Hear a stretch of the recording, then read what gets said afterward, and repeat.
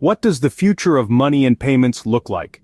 A query that may not be as far-fetched as it seems, especially when we look at the events unfolding in El Salvador.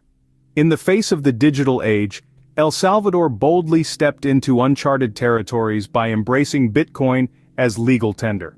A move that was not just innovative but also a daring leap into a future of decentralized currency.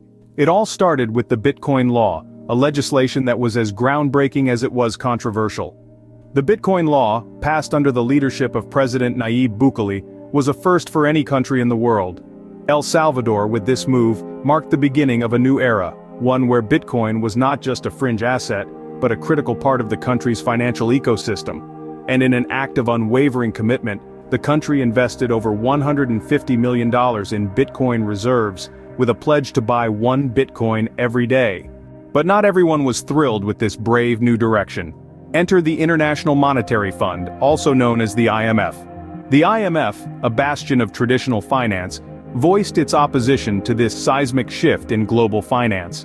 Julie Kozak, the IMF's communications director, stated that the risks of Bitcoin remained a key issue in discussions with El Salvador. The IMF cited financial integrity and stability concerns about Bitcoin. The fund's opposition highlighted a clash over the future of money and payments. While Bukele saw Bitcoin as an innovative solution for financial inclusion, the IMF remained wary of its volatility and decentralized nature, and perceived it as a threat to their dominance. The IMF went a step further by tying loan access to changes in El Salvador's Bitcoin law, putting the country in a difficult fiscal position. This move was seen by many as an attempt by the IMF to exert its influence over poorer nations. But President Bukele, it seemed, was not one to be easily swayed. He stood firm on his Bitcoin commitment, setting the stage for an ideological tug-of-war.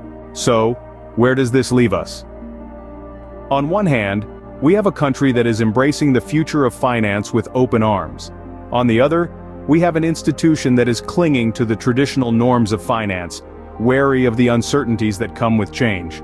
But one thing is certain: the future of money and payments is evolving, and we are all witnesses to this monumental shift. In the end, it's worth noting that the debate over Bitcoin and its role in global finance is far from over. What El Salvador's Bitcoin law and the IMF's opposition has shown us is that the future of money is a contested space, and the outcome of this clash could very well shape the financial landscape for generations to come.